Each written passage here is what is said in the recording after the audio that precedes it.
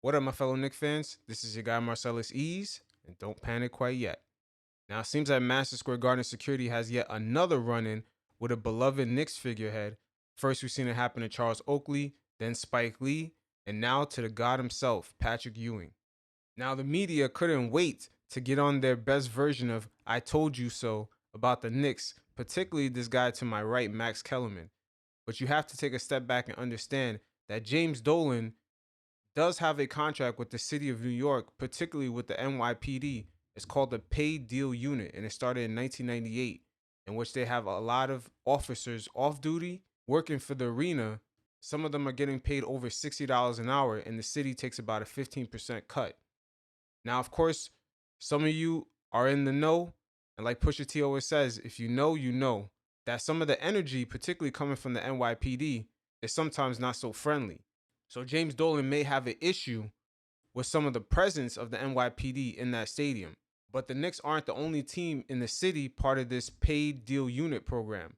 The Yankees are a part of it, and you got corporations like Dwayne Reed, they're also part of it.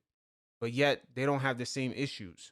So James Dolan may have to address certain things that are going on with the director of security.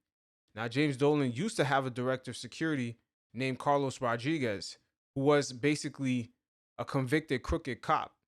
He was reselling drugs uptown, and he eventually laundered the money and purchased a home in Long Island. But he's no longer with MSG for reasons unknown. But best believe after that Charles Oakley incident, James Dolan has definitely taken notice, and he definitely fired his director of security after that. And of course, he's going to get a lot of the blame, which a lot of it is unwarranted because he is definitely not security himself. And due to this pandemic, security is going to be tight in most arenas, especially for guys that have credentials to go into certain places. You guys check out this segment, and every once in a while, I'll check in. I don't even know what to say. Stephen A., just go. Just go. I'm not even going to tee you up. You know, the New York Knicks are having a very, very good season, considering their expectations.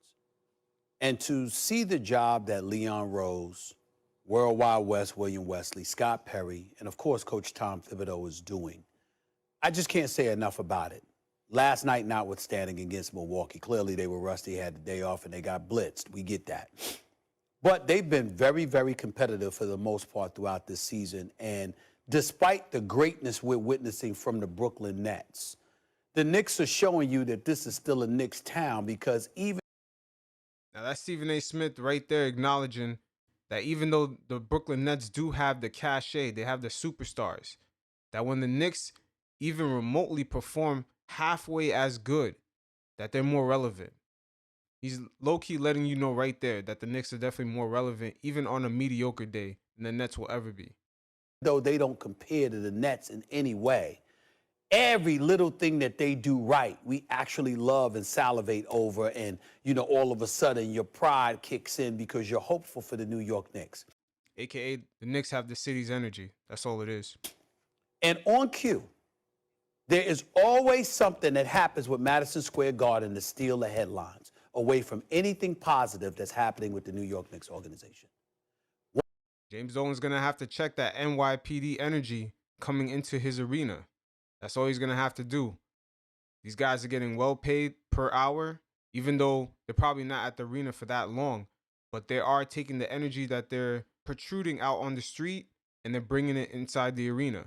And the fans in the arena are not criminals. They're just there to enjoy their time. 1 minute is Charles Oakley. Another minute, it's Spike Lee. You know, you got security forcibly removing Charles Oakley from the stands. You've got Spike Lee. Everybody on the planet Earth knows Spike Lee is synonymous with the New York Knicks and the money that he pays for those courtside seats and the way he... Now, if you notice right there, Stephen A. Smith has never mentioned after the Charles Oakley incident how James Dolan fired the director of his security.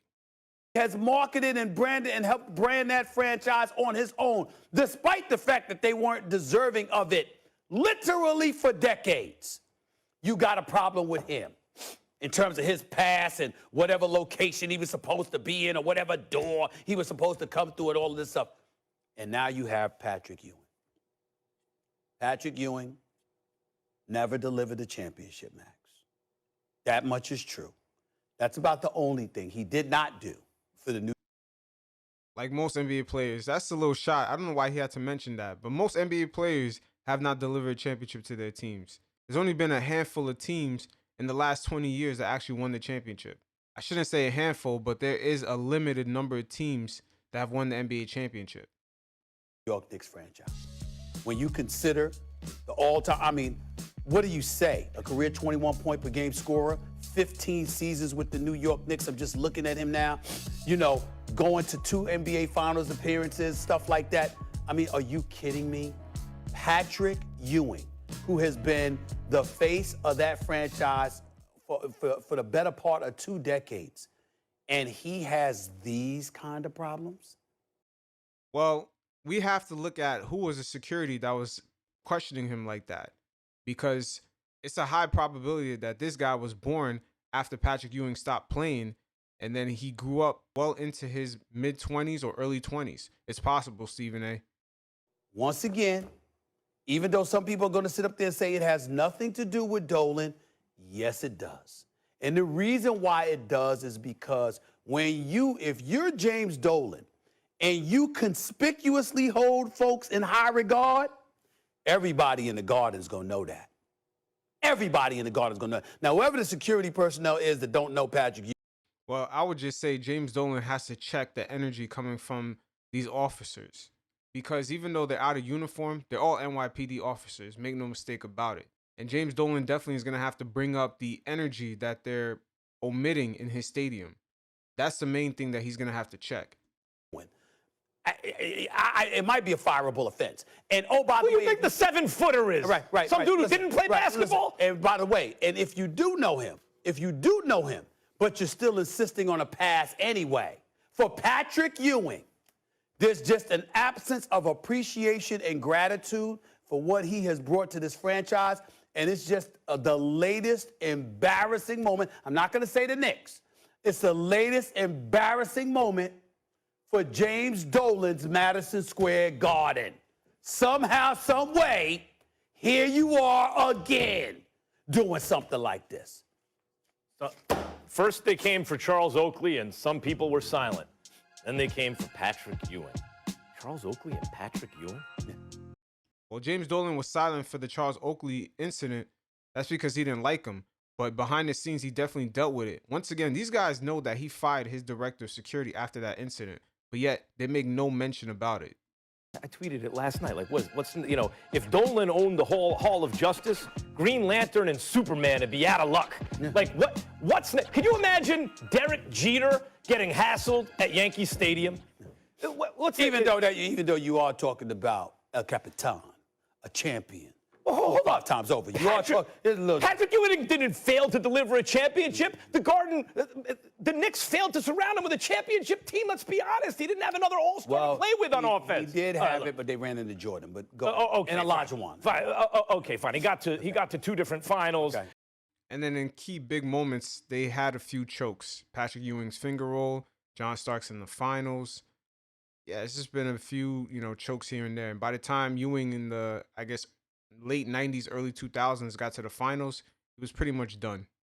He was a powerhouse. He brought pride to New York and to the Knicks day in and day out. He did. He was a great defender. He worked hard. He led by example. He's in the Hall of Fame. Like, it goes on and on. What's next? Is the Pope going to get hassled at the Vatican? Is Aquaman going to get hassled in the ocean? Like, what's the metaphor? What's the analogy here? It's insane what's going on. And you talked about the Knicks with expectations. Well, they're doing well considering the expectations. Well, guess what? When Patrick Ewing was on the Knicks, you had expectations every single year just because you had Patrick Ewing. Just because Patrick Ewing was holding it down for New York. Yeah. And you know who his #1 crime partner was, Stephen A? Oakley. The next guy you'd think of is Charles Oakley. Patrick Ewing and Charles Oakley, the heart and soul of the Knicks for decades.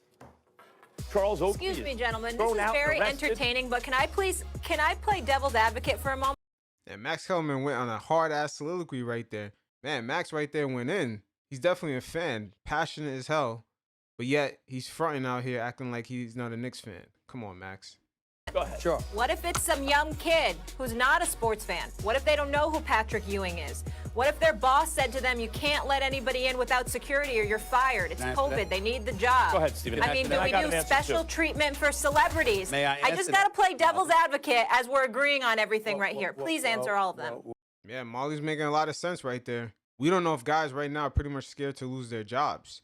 And also, once again, the cloud that's pretty much hovering over everyone's head that they're not mentioning is that energy of the NYPD. That shit has to get checked in at the door, sort of like a wife when she checks in her husband, who's a cop, to check his energy at the door and not bring it inside of the house. James Dolan has to do the same thing here. You know what? You know, wearing the beautiful white and all of that other stuff, devil's advocate and the outfit and the whole look. Don't butter me up. I mean, Angel's advocate. And that energy is real. If you don't believe me, ask any spouse of a police officer. There's a certain energy that they bring in from the street. Sometimes they bring it in the home, and that shit has to get checked at the door. You look like an angel. Don't butter me up. The devil's advocate doesn't work, Thanks. Molly. But I will say to you, I will say this to you, Molly. I don't think Patrick Ewing would have reacted that way if it was just some young kid.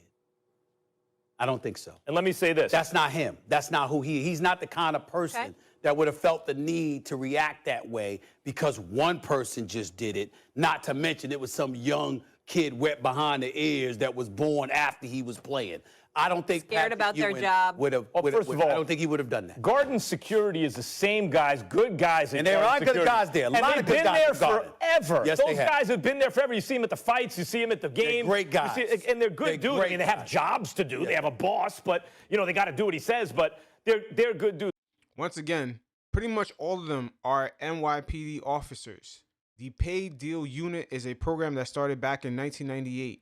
The Knicks are part of that contract with the NYPD. So it's very interesting that none of these guys mention the program or the fact that pretty much over 99% of these guys are cops.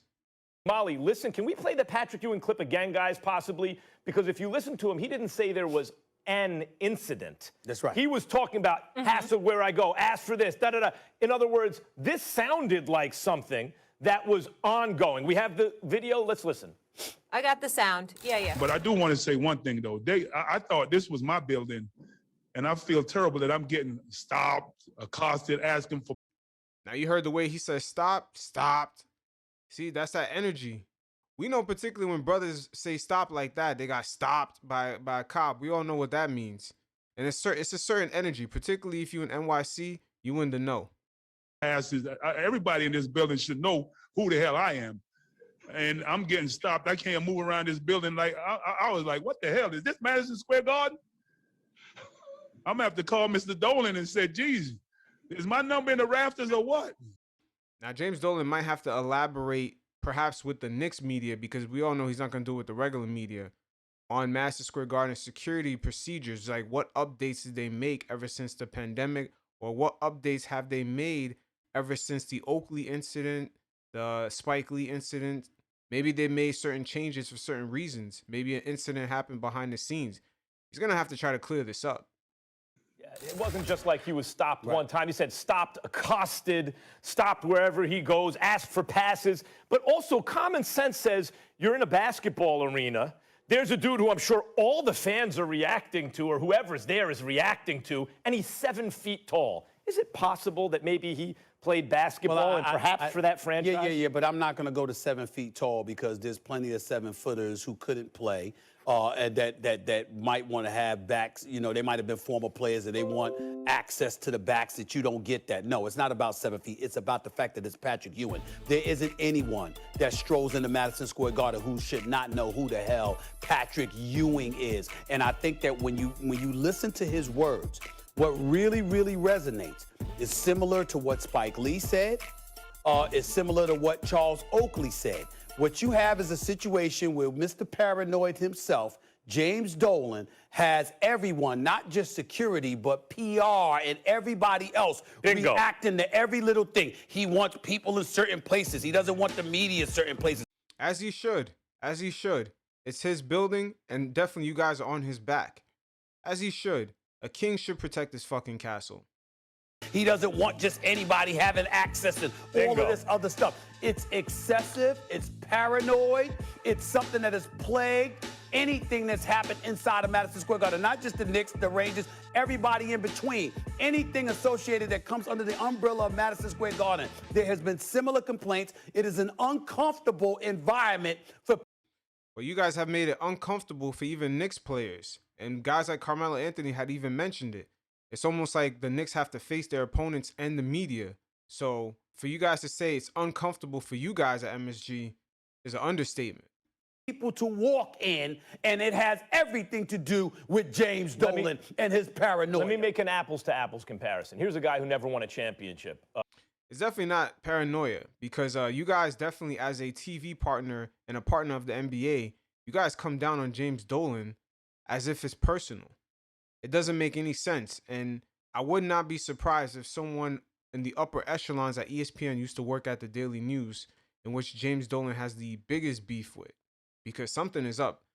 The green light these guys must get for just speaking so freely about James Dolan. You don't see them speaking about other NBA owners like that.